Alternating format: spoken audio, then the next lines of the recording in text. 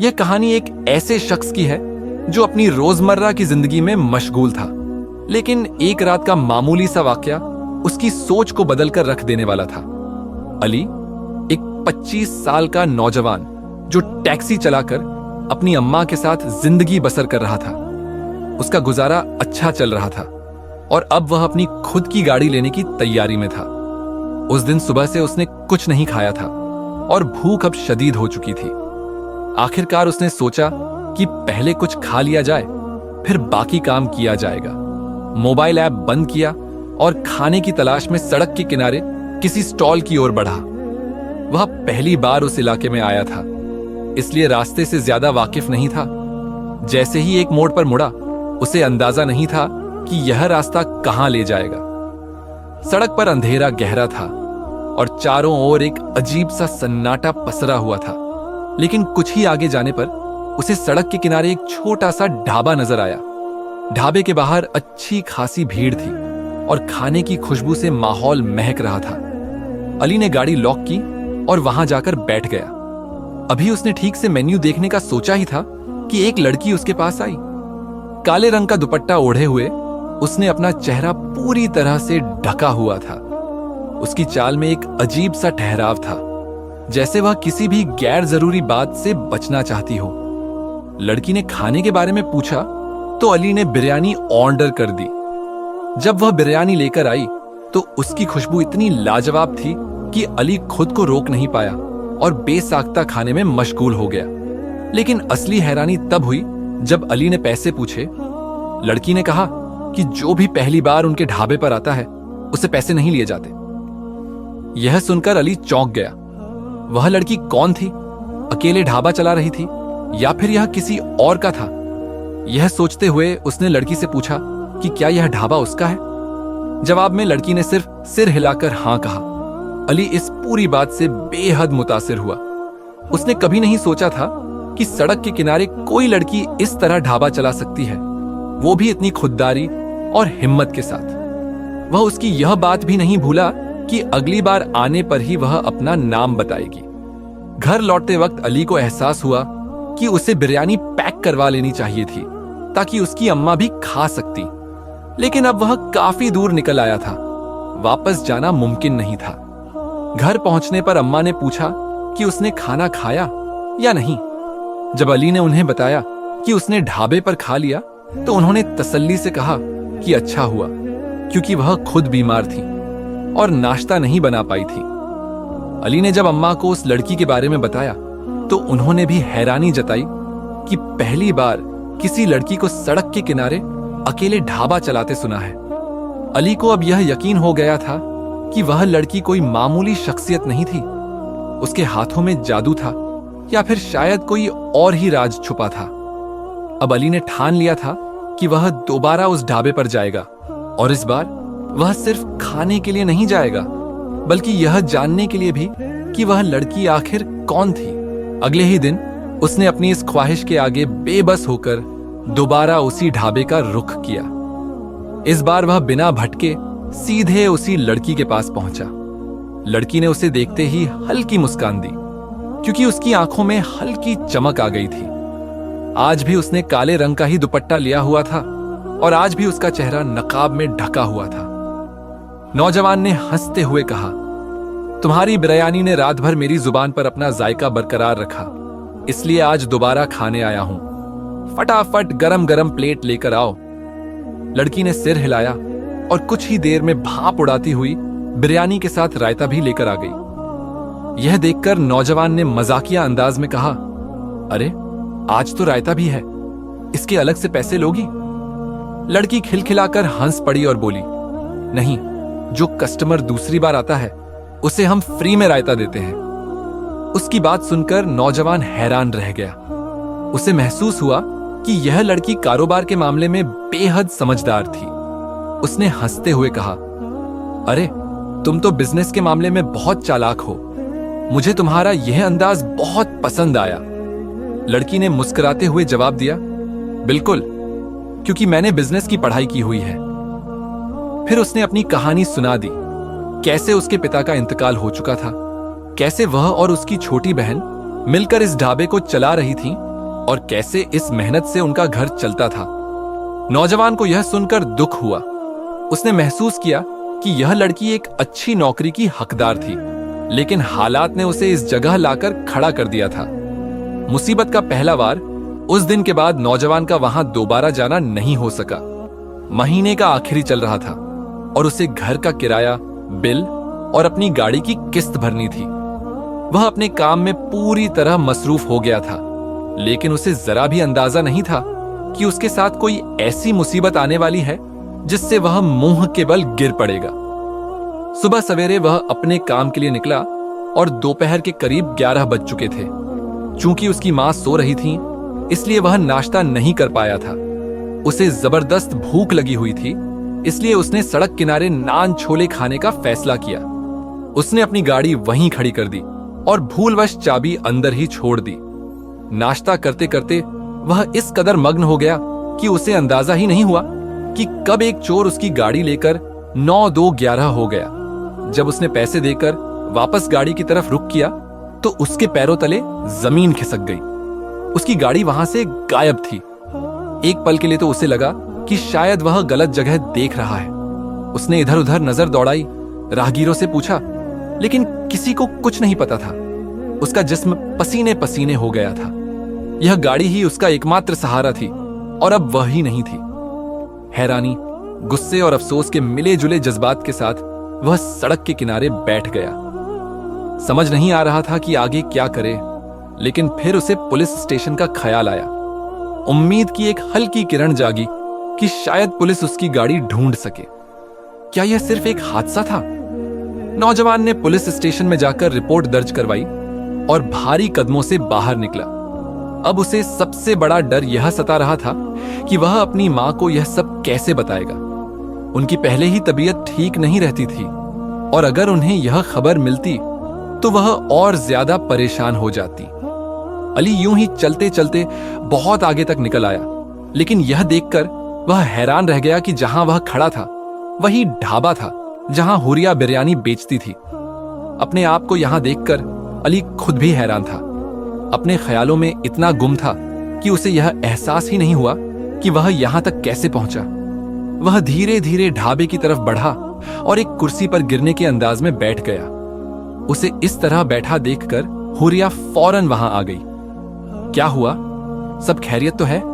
तुम चेहरे से काफी परेशान लग रहे हो, हुरिया ने फिक्रमंदी से पूछा। अली ने गहरी सांस भरी और उसे गाड़ी चोरी होने की बात बता दी। यह सुनकर हुरिया ने बेइख्तियार दिल पर हाथ रख लिया और कहा, मुझे यकीन नहीं आ रहा कि तुम्हारा इतना नुकसान हो गया है। अब क्या करोगे? अली ने अपने खाली हाथों की तरफ इशारा किया और ना में सिर हिला दिया। यह देखकर हुरिया भी तासुर से सिर झुका गई। कुछ देर यूं ही बैठने के बाद जब अली उठकर जाने लगा तो हुरिया ने उसे रोक लिया। खाना खाकर जाना, उसने कहा, लेकिन अली ने मना कर दिया और भारी कदमों से घर की तरफ चल पड़ा। घर पहुंचते ही देखा कि अम्मा उसके इंतजार में बैठी थी। वह खाना लिए बैठी थी और अली को देखकर बोली, आओ मिलकर खाना खा लेते हैं। अली ने झूठ कहा, मैं खाना खा चुका हूं, बहुत ज्यादा थक गया हूं, इसलिए थोड़ा आराम करूंगा। अम्मा ने सिर हिलाते हुए कहा, आज तुमने गाड़ी का हॉर्न भी नहीं बजाया, क्या हुआ? क्या हॉर्न खराब हो गया है? अली चौंक गया और बोला, नहीं अम्मा, हॉर्न खराब नहीं हुआ, बस गाड़ी का कुछ काम था तो उसे वर्कशॉप पर छोड़ दिया है। उम्मीद है कि परसों तक मिल जाएगी इंशाअल्लाह। यह कहकर वह जल्दी से अपने कमरे में चला गया। अली को अब किसी भी तरह चैन नहीं था। गाड़ी चोरी होने के कारण उसकी रातों की नींदें उड़ गई थीं। हर रोज वह पुलिस स्टेशन के चक्कर काट रहा था, लेकिन कोई फायदा नहीं हो रहा था। पुलिस सिर्फ यही कह रही थी कि जैसे ही कोई सुराग मिलेगा बता देंगे।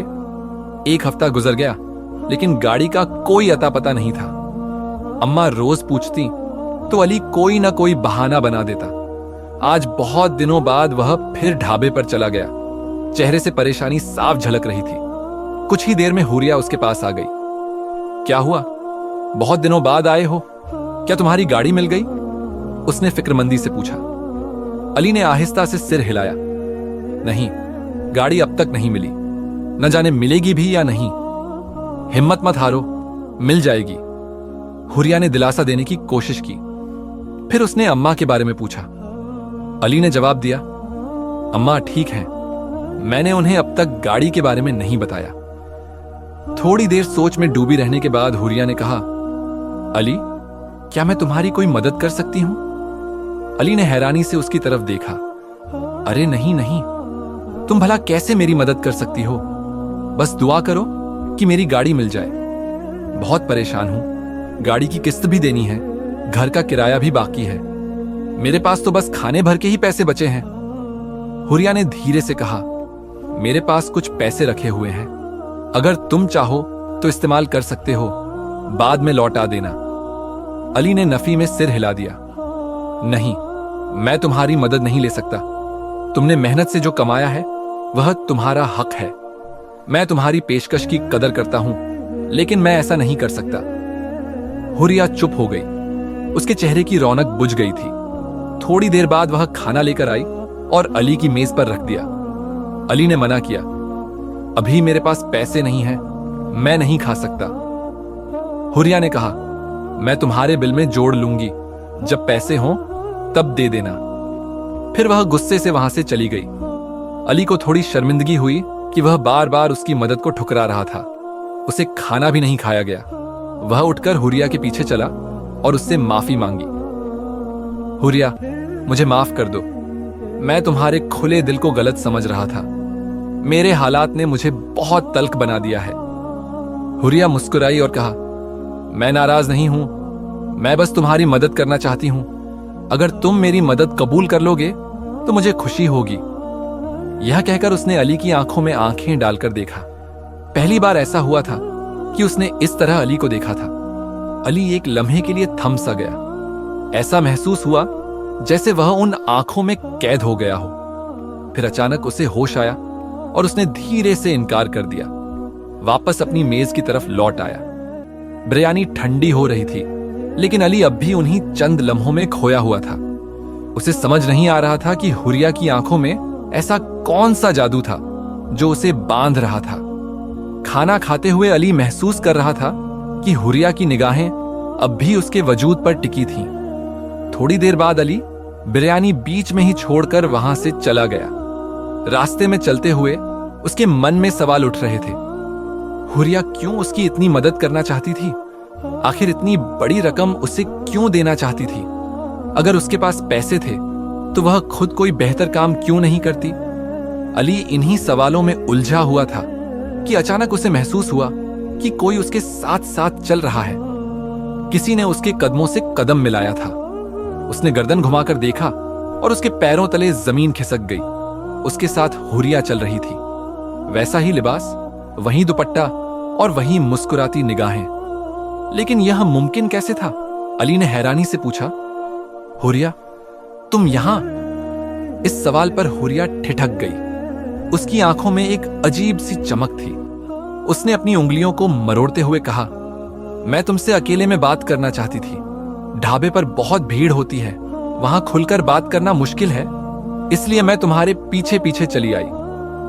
फिर उसने अली की आंखों में झांका और गहरी सांस लेकर कहा, अली, मैं तुम्हें अपने बारे में एक सच्चाई बताना चाहती हूं ताकि तुम मेरी मदद कबूल कर सको। मेरा नाम हुरिया जरूर है, लेकिन मैं कोई आम लड़की नहीं हूं। जिन्नात की दुनिया से आई हूं। मैं इंसानों की दुनिया में भेस बदलकर घूमती हूं, उनकी परेशानियां समझती हूं और उनकी मदद करती हूं। अली के पैरों तले जमीन खिसक गई। उसे अपनी आंखों पर यकीन नहीं हो रहा था।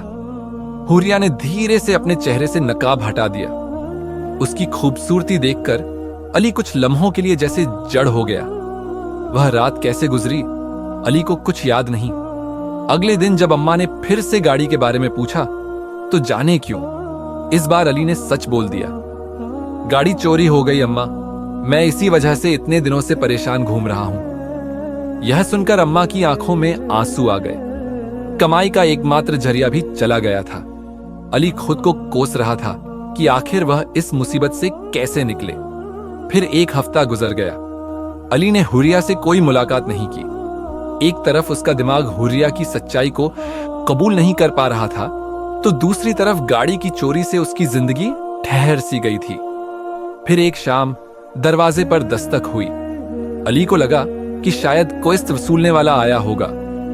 उसने अम्मा से कहा, अगर वही हुआ तो कह देना मैं घर पर नहीं हूं। लेकिन जब अम्मा दरवाजे पर गईं, तो उनके साथ किसी लड़की की बातचीत सुनाई दी। अली ने झांक कर देखा तो उसकी आंखें हैरत से फैल गईं। सामने हुरिया खड़ी थी, जो अम्मा से अंदर आने की इजाजत मांग रही थी। अली हड़बड़ाकर बाहर आया और बोला, हुरिया, तुम यहां? हुरिया मुस्कुराई और बोली, हां, तुम्हारी खैर खबर लेने आई हूं। इतने दिनों से तुम कहां गायब थे? परेशान हो तो बताओ, गाड़ी मिली या नहीं? अली ने निराशा से सिर हिला दिया। हुरिया अफसोस जाहिर करने लगी और फिर उसने कहा, मैं अम्मा के लिए और तुम्हारे लिए बिरयानी लाई हूं। अम्मा उसे बहुत अपनापन दिखा रही थी, जबकि अली अब भी उलझा हुआ था। उसने अम्मा को हुरिया की हकीकत नहीं बताई, क्योंकि वह खुद इस बात पर पूरी तरह यकीन नहीं कर पा रहा था। कुछ देर बैठने के बाद हुरिया उठी और बोली, अली, तुम्हारे लिए मेरे पास एक चीज है, बाहर गली में आकर देखोगे? अली ने हैरानी से पूछा, ऐसी कौन सी चीज? यहीं बता दो। लेकिन हुरिया मुस्कुराई और बोली, नहीं, पहले बाहर आओ। अली और अम्मा उसके साथ बाहर आए। बाहर गली में एक नई चमचमाती कार खड़ी थी। हुरिया ने अली की तरफ देखा और कहा, यह तुम्हारी नई गाड़ी है, आज से तुम इसे बतौर टैक्सी इस्तेमाल करोगे। अली अवाक रह गया। उसने हैरानी से पूछा, यह गाड़ी कहां से आई? तुम क्या कह रही हो? हुरिया ने मुस्कुराते हुए चाबी अली की तरफ बढ़ा दी। यह गाड़ी अब तुम्हारी है अली, बस इसे चलाने की हिम्मत करो। अली ने कांपते हाथों से चाबी ली और गाड़ी को छूने लगा। अम्मा के चेहरे पर खुशी थी, लेकिन साथ ही वह हैरान भी थी। उन्होंने हुरिया से कहा, अरे बेटा, तुमने इतनी महंगी गाड़ी मेरे बेटे को तोहफे में दे दी।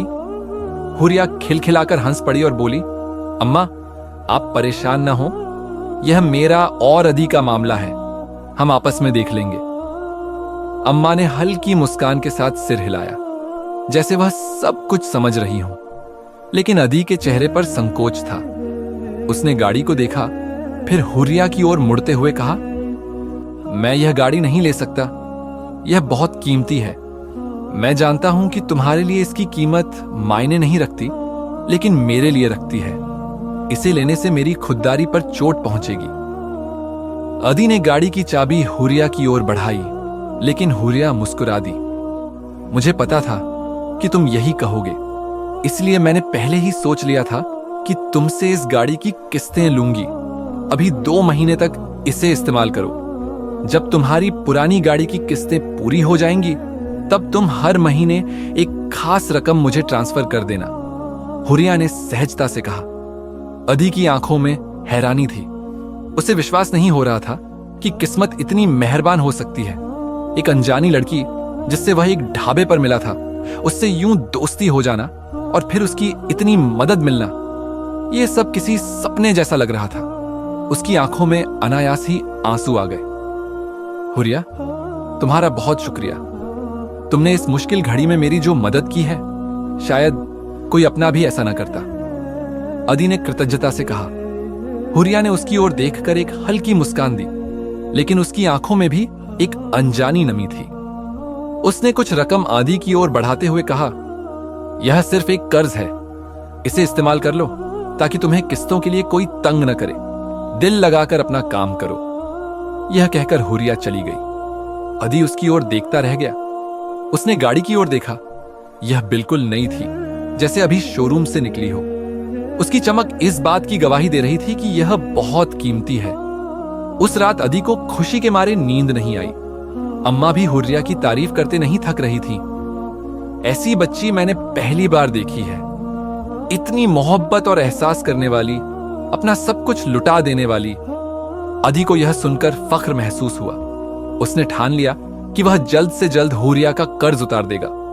उसने डबल शिफ्ट में काम करना शुरू कर दिया। 3 महीने बाद जब वह हुरिया को पहली किस्त देने उसके ढाबे पर पहुंचा, तो वहां का नजारा देखकर उसकी आंखें फैल गईं। वहां अब कोई ढाबा नहीं था। हुरिया भी कहीं नहीं थी। अदी ने आसपास के लोगों से पूछा, लेकिन कोई भी उसके बारे में कुछ नहीं जानता था। वह मायूस हो गया। उसे समझ नहीं आ रहा था कि हुरिया से संपर्क कैसे करे। उसके पास ना उसका पता था, न कोई और जानकारी। वह अक्सर उसी जगह चक्कर लगाता, इस उम्मीद में कि शायद हुरिया फिर से वहां आ जाए।